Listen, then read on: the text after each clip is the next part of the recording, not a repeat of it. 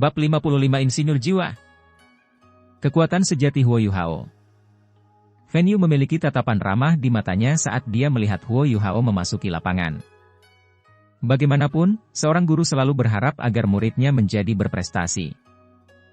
Sulit untuk menemukan guru yang baik, tetapi menemukan siswa yang jenius juga sama sulitnya. Terlepas dari apakah dia berbakat atau rajin, Fan Yu yang tegas sangat senang. Bahkan jika dia menghabiskan waktu lebih lama untuk mengajar Hichaito, status Huo Yuhao di hati Fan Yu sudah melampaui status Hichaito. Dia tahu bahwa pencapaian Huo Yuhao di masa depan akan jauh melampaui pencapaian Hichaito. Kamu Canying, Tang Sui Feng, Ling Sui. Fan Yu berbalik dan memanggil peserta ujian berikutnya. Dua siswa laki-laki dan satu siswa perempuan berjalan dengan tergesa-gesa dan dengan hormat menyapa Fan Yu. Fan Yu berkata, kalian bertiga, naiklah bersama. Tujuan Anda adalah mengalahkannya. Jika kamu bisa mengalahkannya, kamu akan lulus ujian kemajuan tahun ini. Ketiga siswa tersebut berusia sekitar 15 hingga 16 tahun. Mau tidak mau mereka saling memandang dengan bingung dan cemas setelah apa yang baru saja mereka dengar. Ye Canying berseru, Guru Fan Yu, apakah kamu yakin? Teman sekelas ini. Fan Yu mengerutkan alisnya erat-erat. Apakah kamu tidak mendengarku? Fan Yu adalah guru khusus di Departemen Alat Jiwa. Setelah kedua dekan, dia memiliki wewenang terbesar di departemen. Meski ketiga siswa itu kebingungan, mereka tidak berani berkata apa-apa lagi. Mereka segera memasuki area pengujian dengan peralatan jiwa mereka yang lengkap. Pengawas itu menunjukkan tatapan ragu di matanya dan melontarkan tatapan ingin tahu ke arah Fan Yu. Fan Yu menghampirinya, lalu berbisik, itu adalah murid pewarisku. Saya ingin menguji batasannya saat ini. Jangan khawatir, ini pantas. Awal. Oke. Pengawas itu tentu saja tidak membantah keputusan Fan Yu. Kedua belah pihak, persiapkan dirimu. Huo Yuhao terkejut ketika dia mendengar Fan Yu mengirim 3 siswa ke area pengujian. Dia tahu dari usia mereka bahwa mereka setidaknya adalah siswa tahun ketiga dan bahkan mungkin tahun keempat. Meskipun sebagian dari siswa Departemen Alat Jiwa adalah mereka yang telah tersingkir dari Departemen Jiwa Bela Diri, mereka sebagian besar terdiri dari Master Jiwa tipe tambahan. Namun, ini tetaplah Akademi Shrek. Tidak ada siswa yang lemah di antara mereka yang mampu bertahan hingga kelas 3 atau 4. Huo Yuhao merasa kepercayaan gurunya padanya sedikit berlebihan. Meskipun dalam hati dia heran, Huo Yuhao tidak berencana mundur. Dia mengamati dengan cermat ketiga siswa ini saat dia mulai merumuskan sebuah rencana. Ketiga siswa tersebut semuanya memiliki lencana yang menandakan peringkat insinyur jiwa mereka semua adalah insinyur jiwa kelas 2 seperti dia. Awal. Mengikuti teriakan gurunya, ketiga siswa yang menghadapnya bergerak secara bersamaan, dan cincin jiwa mereka bangkit dari kaki mereka. Yang tertua dari ketiganya, Ye Canying, memiliki 3 cincin jiwa kuning, sementara 2 lainnya masing-masing memiliki 2 cincin jiwa kuning. Mereka dengan cepat mengangkat tangan saat melepaskan jiwa bela diri mereka dan kilatan cahaya muncul saat mereka mengaktifkan alat jiwa mereka. Dalam situasinya saat ini di mana dia bertarung melawan tim yang terdiri dari 3 orang, termasuk penatua jiwa, sendirian, Huo Yuhao bertanya-tanya apakah dia punya peluang sama sekali. Dalam situasi seperti ini, dia hanya bisa menang jika dia memiliki unsur kejutan. 2 cincin jiwa putih tiba-tiba muncul dari kakinya, dan cincin jiwa keduanya berkedip sedikit. Setelah itu, tubuhnya tanpa suara menjadi seperti ilusi, tapi ketiga siswa yang dia hadapi tidak menyadarinya. Segera setelah itu, terjadilah pemandangan yang mencengangkan mereka. Sebuah tabung logam hitam sepanjang 1,5 meter muncul di bahu Huo Yuhao, lalu langsung mengeluarkan sinar cahaya putih yang kuat. Belum lagi ketiga siswa yang dihadapi Huo Yuhao, bahkan sang pengawas pun tercengang dengan pemandangan di depannya. Dia hendak memanggil mereka untuk berhenti, tetapi Fan Yu meletakkan tangannya di bahunya, menyebabkan dia menelan kata-kata yang hendak dia ucapkan. Apa tabung logam itu? Semua siswa di Departemen Alat Jiwa telah melihatnya sebelumnya, tetapi tidak ada satupun dari mereka yang pernah menggunakannya selain Hichaito. Itu adalah meriam jiwa yang diam. Alat jiwa stasioner terkenal karena kekuatannya, dan meskipun alat tersebut tidak membutuhkan terlalu banyak kekuatan jiwa untuk diaktifkan, sangat sulit untuk mengendalikannya. Karena itu, bahkan Soul Grandmaster 2 cincin pun dapat menggunakannya, meskipun dengan susah payah. Namun, setiap peluru meriam harganya sangat mahal, satu suntikan berharga lebih dari 100 koin jiwa emas. Akademi bahkan belum menerapkan kursus untuk menggunakannya. Namun, bahkan jika seseorang belum pernah makan daging babi sebelumnya, mereka masih pernah melihat babi di kehidupan nyata di masa lalu. Ketika siswa memasuki Departemen Alat Jiwa, pelajaran pertama yang harus mereka hadiri adalah mengamati kekuatan alat jiwa yang tidak bergerak. Meriam jiwa stasioner yang muncul di tubuh Huo Yuhao identik dengan yang mereka lihat di masa lalu. Mereka masih ingat dengan jelas parit mengerikan sepanjang 10 meter dan kedalaman 3 meter yang telah menghancurkan tanah ketika meriam ditembakkan. Setelah itu, guru mereka menjelaskan bahwa master jiwa yang memiliki kurang dari 6 cincin pasti akan mati jika mereka menerima serangan langsung dari meriam jiwa yang tidak bergerak. Karena itu, bagaimana mungkin mereka bertiga tidak terkejut ketika melihat sinar cahaya putih dari tabung hitam? Semburan cahaya putih menandakan penembakan meriam jiwa yang tidak bergerak, itu adalah sesuatu yang tidak bisa diubah. Ini bukanlah sesuatu yang bisa diblokir oleh Portable Soul Shield. Terlebih lagi, mereka bahkan belum melihat perisai jiwa portable mereka muncul. Satu-satunya hal yang bisa mereka lakukan sekarang adalah menyerah pada serangan mereka dan melarikan diri. Mereka juga mengetahui masalah yang dimiliki oleh alat jiwa stasioner. Mereka harus diarahkan secara manual oleh seseorang, mereka tidak dapat mengunci musuh secara otomatis.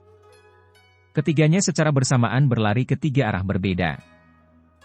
Pada titik ini, mereka tidak lagi peduli bahwa mereka sedang menjalani ujian kemajuan. Hidup mereka lebih penting dari itu. Yang tercepat dari ketiganya adalah Tang Sui Feng.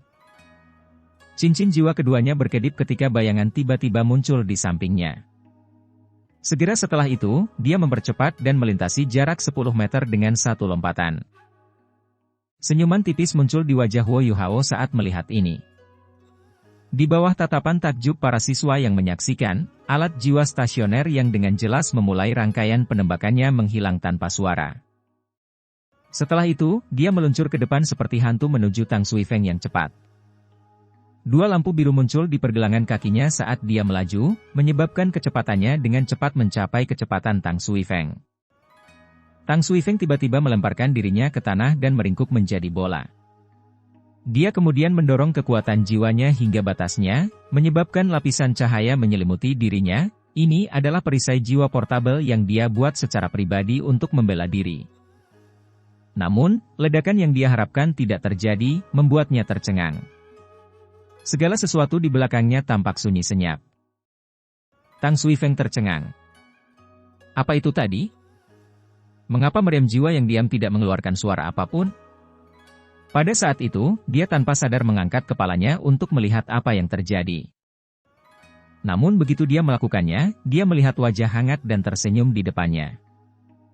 Meskipun kemampuan pertahanan dari Portable Soul Shield tidak buruk, itu lebih cocok untuk serangan jarak jauh, dengan kata lain, lebih baik digunakan untuk bertahan melawan kekuatan jiwa. Kemampuan bertahannya terhadap serangan fisik tidak terlalu bagus. Sebuah belati yang berkedip-kedip dengan cahaya pijar tanpa suara menembus perisai Tang Sui Feng. Begitu dia selesai mengangkat kepalanya, bilah pisaunya mencapai matanya dan dengan lembut menepuk kepalanya. Setelah itu, wajah tersenyum itu menghilang. Tang Sui Feng tersingkir. Suara pengawas terdengar. Begitulah adanya. Jika Huo Yuhao memanfaatkan kesempatan yang dimilikinya untuk menyerangnya, dia pasti sudah ditusuk habis-habisan oleh belati macan putih. Ketika mereka mendengar bahwa Tang Sui Feng telah tersingkir, 2 orang lainnya tahu bahwa mereka telah ditipu. Sebagai siswa Akademi Shrek, mereka telah berlatih di akademi selama bertahun-tahun. Pengalaman pertempuran mereka relatif banyak, sehingga mereka tidak memikirkan bagaimana Huo Yuhao menipu mereka. Sebaliknya, mereka secara bersamaan melancarkan serangan ke arahnya. Alat jiwa yang mereka gunakan untuk menyerangnya ditempatkan di lengan mereka, dan keduanya serupa. Ada sebuah kotak emas di masing-masing lengan mereka, yang ketika diaktifkan, 3 tabung tipis berwarna emas akan secara bersamaan mengeluarkan seberkas cahaya putih. Ini adalah alat jiwa kelas 2 yang dikenal sebagai Soul Light Ray. Prinsip dibaliknya adalah mengompresi kekuatan jiwa pengguna melalui penggunaan formasi yang terletak di dalam inti jiwa dan kemudian menembakkannya. Ia memiliki kekuatan penghancur yang cukup besar. Ada banyak cara untuk menguji kekuatan alat jiwa, namun faktor terpenting yang dipertimbangkan adalah kekuatan penghancurnya, jangkauan serangan, dan radius serangan. Serangan kelas 2 Soul Light Ray bisa mencapai 100 meter, dan kekuatan penghancurnya kira-kira sama dengan keterampilan jiwa jarak jauh dari Soul Grandmaster. Ye Chanying dan Ling Sui secara bersamaan bergerak sambil menembakkan 6 sinar cahaya masing-masing. Meskipun mereka tidak terkoordinasi dengan baik satu sama lain, mereka berdua sangat akrab dengan cara seorang insinyur jiwa bertarung. Kedua belah sinar cahaya merangkum area yang sangat luas dan menutup Huo Yuhao agar tidak menghindari serangan mereka. Namun, saat mereka menembakkan sinar cahaya jiwa, mereka merasa linglung untuk sesaat. Hal ini menyebabkan serangan mereka sedikit menyimpang dari target yang diinginkan. Saat ini, mereka berada sekitar 30 meter dari Huo Yuhao. Meskipun serangan mereka hanya menyimpang sedikit, itu secara eksponensial meningkatkan waktu yang mereka perlukan untuk mencapainya. Huo Yuhao segera mengaktifkan Ghost Shadow Perplexing Trance, yang menyebabkan sosoknya sedikit berkedip. Dia secara akurat menemukan tempat di mana 12 sinar cahaya tidak dapat mencapainya, sehingga menyebabkan serangan mereka melewatinya tanpa membahayakan. Pada saat yang sama, Huo Yuhao mengangkat tangannya. Alat jiwa di lengannya identik dengan milik Ye Chanying dan Ling Sui, keduanya adalah potongan logam hitam seperti pelindung pergelangan tangan yang diikatkan ke lengannya. Kotak logam terbuka mengikuti gerakan ototnya, yang menyebabkan 3 tabung kecil muncul di masing-masing 2 pelindung pergelangan tangan. Yan Chanying dan Ling Sui segera melepaskan perisai jiwa portable kelas 2 mereka untuk mempertahankan diri. Setelah Soul Light Ray ditembakkan, ia akan memasuki periode cooldown singkat yang akan mencegahnya ditembakkan berulang kali. Namun, sama seperti meriam jiwa stasioner yang tidak menyebabkan ledakan, alat jiwa seperti sinar cahaya jiwa Huo Yuhao tidak menyebabkan munculnya sinar cahaya apapun. Sebaliknya, mereka mengeluarkan pekikan yang memekakan telinga. 6 sambaran petir melesat ke arah Ye Chanying dan Ling Sui. Namun, tidak ada jejak cahaya yang mengikuti mereka. Ketika 6 garis cahaya putih menghantam perisai mereka, pemandangan menakjubkan terjadi, riak putih mulai muncul di perisai mereka, sampai segera setelah itu ada sesuatu yang benar-benar menembusnya. Keduanya merasakan lengan mereka bergetar sebelum tangan yang mereka angkat tiba-tiba dipaksa menjauh. Pada saat yang sama, mereka mendengar bunyi klik, diikuti oleh kabut abu-abu yang menutupi mata mereka dan menghalangi pandangan mereka. Alat jiwa macam apa ini? Ye Chanying dan Ling Sui secara bersamaan terperangah. Namun, sebagai penguasa jiwa, mereka tidak hanya memiliki alat jiwa, mereka juga memiliki keterampilan jiwa mereka sendiri. Ling Sui buru-buru mundur sambil melepaskan sepetak besar salju dari tubuhnya yang menghalangi pandangan Huo Yuhao dan menyebarkan kabut abu-abu di sekelilingnya. Jiwa bela dirinya adalah snow. Salju berbeda dengan es karena ketangguhan esnya membuat master jiwa yang memilikinya bisa menjadi master jiwa pertempuran, sedangkan salju hanya bisa digunakan untuk bantuan. Karena itu, Ling Sui dianggap sebagai master jiwa tipe tambahan. Spesialisasinya adalah menggunakan salju untuk mengubah lingkungan dan menyembunyikan dirinya, lalu menggunakan alat jiwanya untuk menyerang. Hanya karena jiwa bela dirinya telah cocok untuk membiarkannya menjadi insinyur jiwa maka dia bergabung dengan Departemen Alat Jiwa. Reaksi Chanying juga tidak lambat. Cincin jiwa keduanya menyala, yang menyebabkan tubuhnya bergetar dan 3 klon bayangan muncul. Jiwa bela dirinya adalah bayangannya. Lengan mereka telah terlepas, sehingga mereka tidak bisa menembakkan sinar cahaya jiwa untuk waktu yang singkat. Selain itu, perisai jiwa mereka telah rusak. Oleh karena itu, mereka memilih untuk membela diri sambil berusaha membingungkan lawannya. Dalam rentang tabrakan singkat mereka, Huo Yuhao sebenarnya berhasil mendominasi seluruh lapangan, meski ditempatkan dalam skenario 1v3. Siapa yang mengira hal ini terjadi sebelum ujian dimulai? Cahaya di bawah kaki Huo Yuhao menyala lagi, yang menyebabkan dia melesat ke depan. Di saat yang sama, bola cahaya di punggungnya menyala, yang menyebabkan cahaya di bawah kakinya menjadi lebih kuat.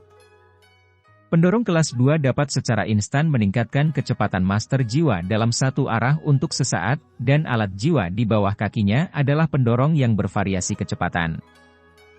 Dia bahkan belum menjadi insinyur jiwa selama setahun penuh. Faktanya, dia terutama mengarahkan upayanya untuk menciptakan alat jiwa yang meningkatkan kecepatannya untuk menggabungkannya dengan deteksi spiritualnya. Karena itu, alat jiwa di pergelangan tangannya tidak memiliki kekuatan serangan yang cukup. Pada saat itu, Huo Yuhao memanfaatkan fakta bahwa kedua lawannya saat ini sedang berusaha sekuat tenaga untuk mempertahankan diri dan menghindari serangannya untuk bergegas keluar dengan kecepatan penuh. Pada saat yang sama, dua cincin jiwa di sekujur tubuhnya tiba-tiba berubah menjadi satu. Pendorong bervariasi kecepatan yang dia kenakan memiliki kekuatan propulsi yang relatif rendah. Dia bisa menggunakannya untuk mempercepat, tapi sejauh mana dia bisa mempercepatnya tidaklah besar. Keuntungannya terletak pada kenyataan bahwa dia bisa menggunakannya untuk mengubah arah dengan cepat. Sebaliknya, thruster kelas 2 adalah alat jiwa yang dia gunakan untuk meningkatkan kecepatannya dalam satu arah. Meskipun dia hanya bisa sedikit mengubah arah yang dia tuju saat menggunakannya, ledakan jarak pendek yang diberikannya memungkinkan dia untuk mengejar sprint habis-habisan dari master jiwa tipe ketangkasan 3 cincin. Kedua pihak awalnya memiliki jarak 30 meter di antara mereka, namun Huo Yuhao dapat muncul tepat di depan mereka dalam sekejap mata menggunakan ledakan kecepatan yang eksplosif ini. Ye Chanying dan Ling Sui berada dalam kondisi yang agak menyedihkan karena kabut abu-abu Huo Yuhao. Sebelum mereka bisa menghilang sepenuhnya di tengah salju Ling Sui, dia sudah mencapai mereka. Keduanya sangat terkejut ketika dia muncul di depan mereka, mengungkapkan kelemahan kerja sama mereka yang tidak biasa. Ye Chanying buru-buru berlari ke kiri, sementara Ling Sui dengan cepat mundur ke belakang. Mereka langsung terpisah karena hal ini. Semua kepingan salju yang dilepaskan Ling Sui langsung jatuh ke tanah tanpa peringatan sebelumnya, membuatnya takjub. Akibatnya, penghalang antara dia dan Huo Yuhao lenyap sepenuhnya. Pada saat yang sama, Huo Yuhao dengan kecepatan penuh muncul di hadapannya dan meraihnya dengan tangan kristal seperti berlian yang bersinar dengan kemegahan. Ling Sui tanpa sadar mengangkat tangannya. Di saat panik, dia hanya mampu melepaskan Soul Light Ray-nya. 6 sinar tembakan cahaya langsung melesat ke arah Huo Yuhao seperti sambaran petir. Saat itulah terjadi pemandangan aneh.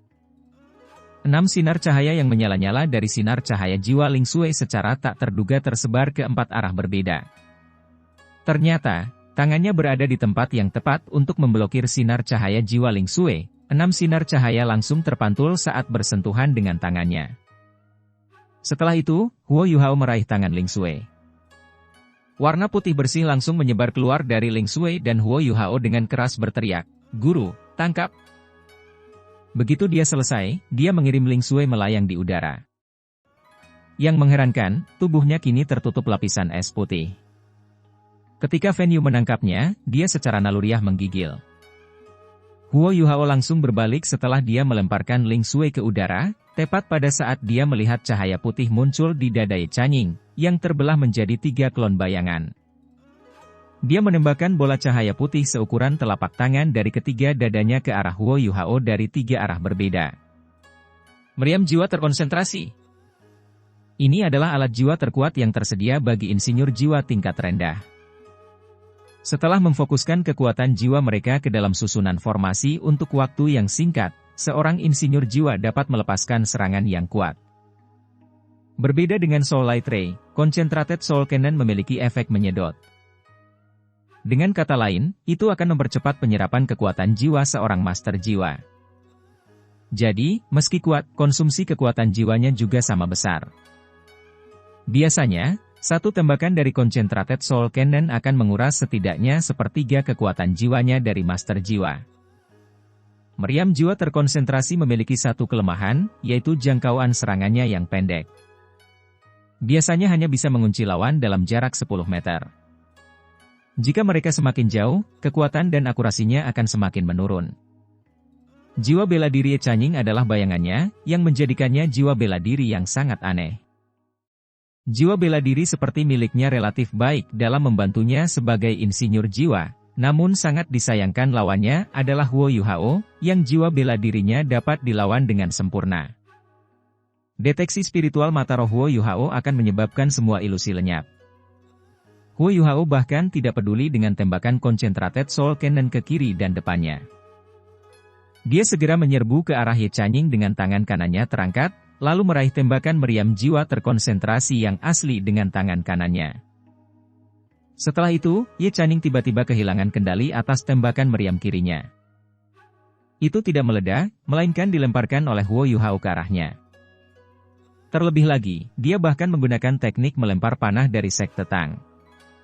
Tertegun, Ye Chanying hanya mampu mengaktifkan perisai jiwa kelas 2 miliknya tepat waktu untuk memblokir serangan Huo Yuhao. Pada saat yang sama, dia melepaskan skill jiwa ketiganya, menyebabkan bayangan hitam muncul dari tubuhnya dan berusaha membantunya menahan tembakan concentrated soul cannon. Meski begitu, tubuh Ye Chanying terlempar dengan ledakan dahsyat, namun tertangkap di udara oleh pengawas. Getaran kuat yang datang dari serangan itu menyebabkan Huo Yuhao mundur beberapa langkah sebelum dia bisa mendapatkan kembali pijakannya. Huo Yuhao tercengang dalam hati. Meriam jiwa terkonsentrasi ini sangat kuat, sepertinya aku harus membuatnya sendiri. Ye Chanying jelas telah mengirimkan klon bayangan untuk memblokir serangan itu selain perisai jiwa kelas 2 miliknya, namun dia masih dikirim terbang.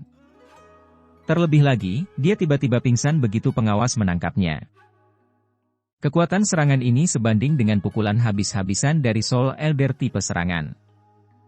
Huo Yuhao sangat terkejut dengan kekuatan serangan itu sehingga dia hampir tidak menyadari bahwa semua siswa yang menyaksikannya sedang menatapnya dengan ekspresi terperangah di wajah mereka. Bagaimana seorang siswa berusia 12 atau 13 tahun bisa melakukan ini? Dia hanya seorang Soul Grandmaster, dan dia masih seorang insinyur jiwa kelas 2. Dia bahkan tidak lebih kuat dari lawannya. Namun, dia masih mampu mengalahkan ketiganya sendirian. Bukan saja dia menang, dia melakukannya dengan cara yang spektakuler. Seluruh pertarungan berjalan lancar, dan sepertinya dia tidak melakukan kesalahan, ini jelas merupakan kemenangan tanpa celah. Bahkan Fan Yu tidak menyangka Huo Yuhao akan memberikan penampilan sempurna dalam ujiannya. Kenyataannya, partisipasi insinyur jiwa kelas 2 dalam tes kemajuan hanyalah formalitas belaka. Tes rutin mereka, dengan kata lain penciptaan alat jiwa mereka, lebih penting bagi mereka.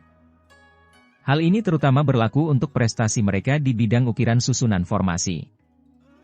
Itu adalah pertandingan 1v3, namun dia meraih kemenangan tanpa celah. Dia memulai pertandingan dengan menggunakan imitasinya untuk memalsukan aktivasi alat jiwa stasioner, menekan salju Ling Sui, lalu memblokir sinar cahaya jiwa menggunakan pincer permaisuri es yang kejam, sebelum akhirnya membeku dan memantulkan jiwa terkonsentrasi Ye Chanying. Cannon kembali ke arahnya. Terlepas dari apakah itu prestasinya dalam pertempuran, keterampilan mengambil keputusan, atau penggunaan jiwa bela diri dan alat jiwanya, Huo Yuhao benar-benar sempurna. Terlebih lagi, alat jiwa yang dia tembakkan dari tangannya telah menyebabkan Fan Yu sedikit tersenyum. Ketika Huo Yuhao pertama kali membuatnya, dia memberi Fan Yu kejutan besar karena filosofi baru pembuatan alat jiwa yang dia ciptakan. Alat jiwa di lengannya yang menyerupai sinar cahaya jiwa sebenarnya adalah miniatur busur jiwa stasioner yang dia buat. Alasan dia mampu menghancurkan perisai jiwa kelas 2 sebenarnya sangat sederhana, dia menggunakan serangan yang setengah fisik dan setengah energi. Hal ini memungkinkan dia untuk memecat mereka menggunakan kekuatan jiwanya. Karena ini hanya sesi membandingkan nada, dia menembakkan bantalan bola, bukan baut panah. Bantalan bola yang telah dilepaskan oleh kedua busur panah telah mengenai lengan Ye Chanying dan Ling Sui dan melepaskan kabut abu-abu yang menghalangi pandangan mereka. Langkah semacam ini benar-benar telah mencapai puncak akurasi. Alasan Huo Yuhao sebenarnya sangat sederhana. Mengapa alat jiwa stasioner selalu harus melepaskan cangkang meriam yang kuat? Melakukannya dengan cara seperti itu memang akan menghasilkan serangan yang kuat, namun biaya produksinya akan sangat tinggi. Jika dia bisa menggabungkan teknik pembuatan alat jiwa dan senjata tersembunyi Sekte Tang untuk membuat busur jiwa stasioner, dia akan mampu menggabungkan kekuatan pendorong alat jiwa dan mekanisme panah otomatis ke dalam serangannya.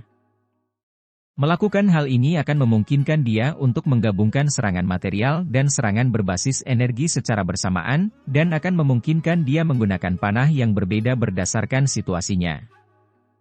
Bukankah itu membuat serangannya lebih fleksibel? Alasannya sangat bermanfaat bagi Departemen Alat Jiwa. Ini juga merupakan alasan mengapa Fan Yu sangat menyukainya, dan juga merupakan alasan utama mengapa Departemen Alat Jiwa bersikeras untuk memintanya tinggal bersama mereka. Dia terlalu berbakat di bidang pembuatan alat jiwa.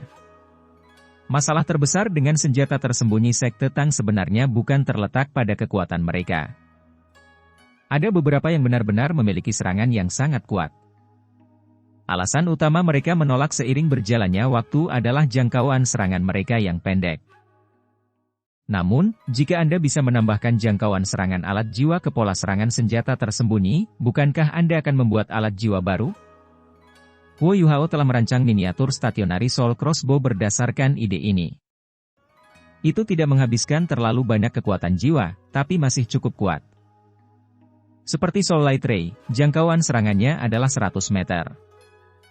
Lebih jauh lagi, itu bahkan bisa menghancurkan perisai jiwa kelas 2. Tapi kekuatannya bukanlah poin utama, keuntungan terbesarnya terletak pada fleksibilitasnya yang tinggi. Pada saat yang sama, berapa banyak jenis alat jiwa yang dapat diteliti dengan bantuan prototipe ini? Ini adalah masalah yang menggemparkan bagi Departemen Alat Jiwa Akademi Serek. Tentu saja, mereka jelas memerlukan lebih banyak eksperimen teoretis dan praktis untuk meneliti lebih lanjut subjek ini. Namun dengan prototipe ini, mereka setidaknya tahu arah mana yang harus dituju. Fan Yu menatap ke arah Huo Yuhao, yang telah tiba di depannya, dan dengan tulus berkata, "Nak, kamu benar-benar harapan dari Departemen Alat Jiwa." Sebaliknya, saya bermaksud mengatakan bahwa koordinasi antara alat jiwa Anda dan jiwa bela diri Anda benar-benar sempurna. Anda lulus ujian. Ling Sui masih menggigil dalam pelukan Fan Yu ketika dia mengatakan ini. Meskipun dia hanya melakukan kontak singkat dengan pincer permaisuri es, hawa dingin yang ekstrim hampir mengubahnya menjadi balok es. Kristal es di tubuhnya membuatnya tidak bisa bergerak untuk saat ini. Dia melakukan yang terbaik untuk memutar kekuatan jiwanya. Dengan bantuan Fan Yu, dia berhasil mendapatkan kembali kekuatannya. Dia menatap ke arah Huo Yuhao, dan selain rasa ingin tahu, rasa takut juga muncul di matanya. Ini adalah pertama kalinya dia merasakan hawa dingin yang begitu mengerikan. Dia merasa saljunya hampir bisa dianggap hangat dibandingkan dengan salju. Penjepit permaisuri es adalah keterampilan jiwa yang kuat yang diberikan oleh kalajengking permaisuri giok es kepada Huo Yuhao. Meskipun dia tidak bisa menampilkan kekuatan penuhnya, karakteristik khusus dari skill tersebut masih ada. Efek utama pincer permaisuri es akan memperkuat kedua tangan dan lengannya, menjadikannya sekeras balok es tebal berusia 10.000 tahun. Selain itu, kristal es seperti berlian di tubuhnya memiliki kemampuan bias yang kuat. Penjepit permaisuri es sendiri bisa dianggap sebagai senjata ampuh. Kita perlu menyadari bahwa bagian terkuat dari tubuh kalajengking permaisuri es giok adalah penjepit dan ekornya. Soul Light Ray tidak mampu menyakiti Huo Yuhao karena alasan ini, itu telah dipantulkan oleh kristal. Selain membuat tubuhnya sangat kokoh, skill tersebut juga memberinya kekuatan yang besar. Penjepit permaisuri es juga memiliki kemampuan untuk meningkatkan kekuatan lengan Huo Yuhao dengan selisih yang sangat besar, sampai-sampai tidak kalah dengan Dai Huabin ketika dia berada di bawah pengaruh jiwa bela diri macan putih miliknya. Pada saat yang sama, kedua keterampilan ini sangat mirip dengan tangan giok misterius dari Sekte Tang. Dengan demikian, mereka bisa saling melengkapi. Siapapun yang melakukan kesalahan dengan memperlakukan penjepit permaisuri es sebagai keterampilan jiwa tingkat pertama biasa akan berakhir persis seperti Ling Sui dan Ye Chanying. Selain dua ciri khusus tersebut, suhu dingin juga ekstrim. Sebagai jiwa bela diri es pamungkas, kalajengking permaisuri giok es juga menganugerahkan atribut sangat dingin pada setiap keterampilan yang dimiliki Huo Yuhao. Suhu dingin ekstrim ini pada gilirannya mewarisi sifat sombong dari kalajengking permaisuri giok es. Selain itu, kekuatannya akan meningkat seiring dengan budidaya Huo Yuhao dan kemampuan tubuhnya. Ling Sui juga memiliki jiwa bela diri elemen es. Namun, karena tidak ada bandingannya dengan jiwa bela diri permaisuri es, jiwa itu segera ditekan. Pincer permaisuri es Huo Yuhao bahkan memiliki kemampuan untuk membekukan energi secara instan, yang memungkinkannya melemparkan kembali tembakan meriam jiwa terkonsentrasi. Bisa dibayangkan kekuatan macam apa yang dimilikinya. Jika dia mau, dia bisa saja mematahkan leher Ling Sui saat itu. Setelah pertempuran ini, semua siswa Departemen Jiwa Bela Diri sangat ingin tahu tentang Huo Yuhao. Apakah ini benar-benar kekuatan seorang siswa yang hanya memiliki cincin jiwa putih 10 tahun? Terlebih lagi, dari awal hingga akhir, alat jiwanya tidak melakukan apapun selain meningkatkan kecepatannya. Fen Yu melihat ke arah para siswa dan berkata, kalian semua seharusnya sudah melihat pertarungan tadi. Ye Chanying, Tang Suifeng dan Ling Sui, meskipun kalian bertiga kalah, keadaan Huo Yuhao juga agak istimewa. Oleh karena itu, Anda akan diberi kesempatan untuk mengikuti kembali tes tersebut nanti, dan skor Anda akan diatur ulang. Sekarang, izinkan saya memberi Anda perkenalan singkat. Fen Yu kemudian menarik Huo Yuhao ke depannya dan melanjutkan, namanya adalah Huo Yuhao, dan dia adalah murid pribadiku, sama seperti Hichaito. Selain itu, dia sangat berbakat dalam menciptakan alat jiwa. Karena alasan ini, dia juga murid inti dari Departemen Alat Jiwa kami. Namun, karena keadaan khusus, dia masih akan belajar di Departemen Jiwa Bela Diri untuk saat ini. Yuhao, semua siswa ini sama denganmu, insinyur jiwa kelas 2. Huo Yuhao buru-buru membungkuk dan menyapa mereka, semuanya, saya senang bertemu dengan Anda. Para siswa juga menyambutnya satu demi satu. Mereka yang iri padanya jauh melebihi mereka yang mengaguminya, terutama karena usianya yang masih muda. Dari pertempuran tadi, mereka menemukan bahwa dia adalah yang terkuat di antara semua insinyur jiwa kelas 2. Bahkan seorang tetua jiwa bukanlah tandingannya. Pertarungan tadi juga menjadi inspirasi besar bagi Huo Yuhao. Alat jiwa bisa sangat membantunya mengatasi kekurangannya. Jauh di lubuk hatinya, dia berpikir bahwa, jika dia punya cukup waktu untuk membuat beberapa alat jiwa kelas 2, dia bahkan tidak perlu takut menghadapi seseorang seperti Dai Huabin dalam pertarungan 1 lawan 1. Pada saat itu, dia juga mulai menyadari kekuatan dari 4 keterampilan yang diberikan Sky Dream Icheworm kepadanya. Pada pandangan pertama, 4 keterampilan tipe spiritual yang dia terima tampak sangat biasa. Namun seiring dengan meningkatnya budidayanya, keterampilan ini juga mulai menunjukkan kekuatannya. Yang paling mudah dan paling berguna tentu saja adalah deteksi spiritual, sedangkan yang berikutnya adalah interferensi spiritual. Beberapa saat yang lalu, dia mengandalkan interferensi spiritualnya untuk menghindari baku tembak musuh ketika dia dikepung oleh mereka bertiga. 2 keterampilan spiritual yang dapat saling melengkapi dengan alat jiwa, ini pada dasarnya adalah hal terbaik yang bisa dia minta. Selain itu, dia sudah bisa menggunakan alat jiwa stasioner dengan level budidayanya saat ini.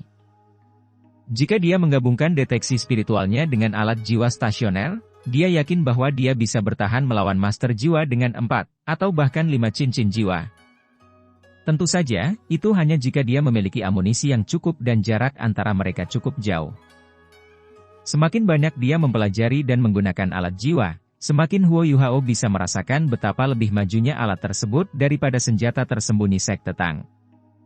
Jika Anda membandingkannya, seseorang memiliki kekuatan perangkat mekanis murni, itu tepat dan akurat, seperti sebuah karya seni. Di sisi lain, alat jiwa ditenagai oleh kekuatan jiwa, yang merupakan jenis energi yang lebih maju.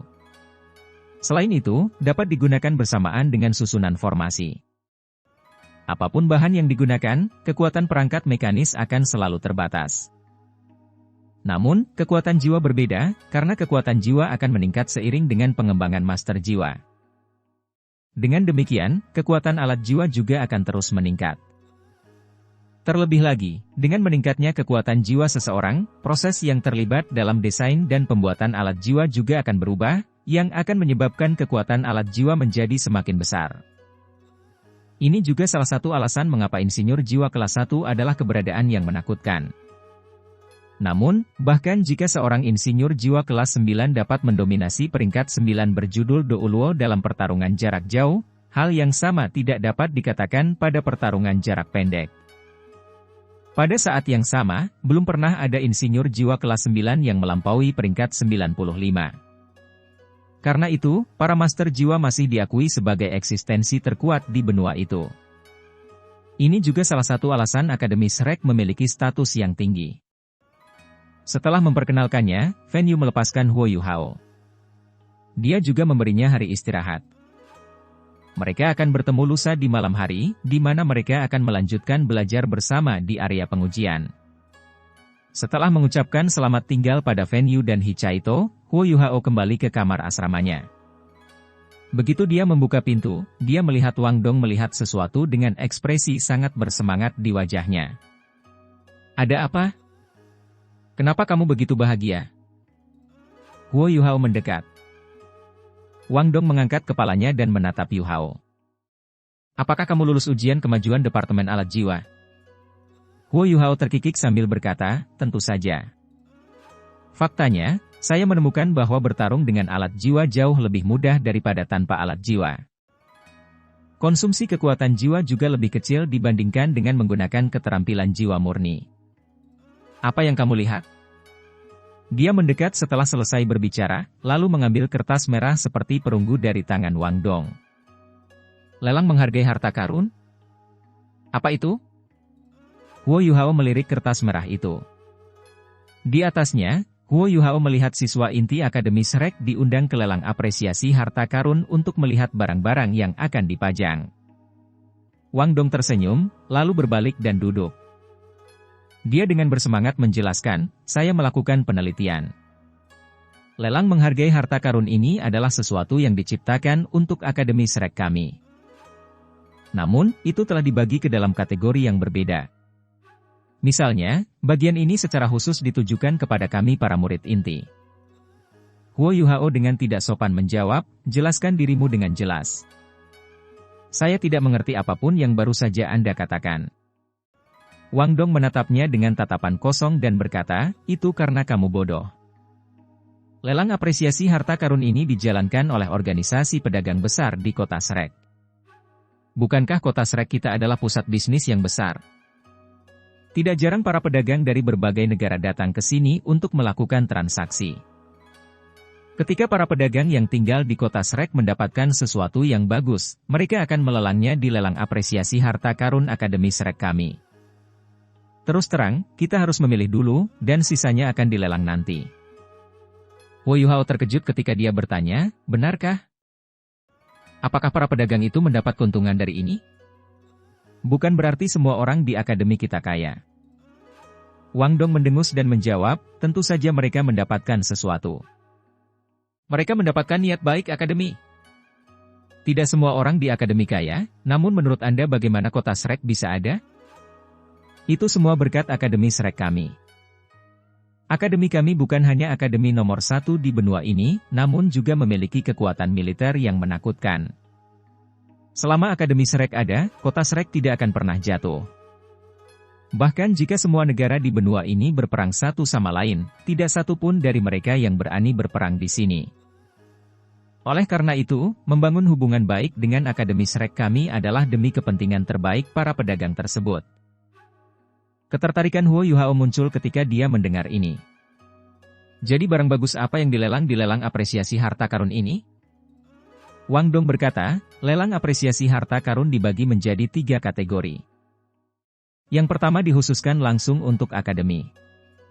Misalnya, jika Departemen Alat Jiwa Anda membutuhkan logam langka, mereka dapat membelinya langsung dari sana. Hal yang sama berlaku untuk artikel pengajaran Departemen Jiwa Bela Diri. Akademi juga dapat memesan barang-barang seperti bahan-bahan berharga. Namun, ini hanyalah beberapa contoh. Selain barang-barang yang dijual ke akademi dan guru, tidak akan banyak barang berkualitas tinggi lainnya. Nantinya ada 2 kategori lainnya. Kategori-kategori ini disediakan untuk kami, para siswa, dan Anda dapat menemukan beberapa hal bagus di sini.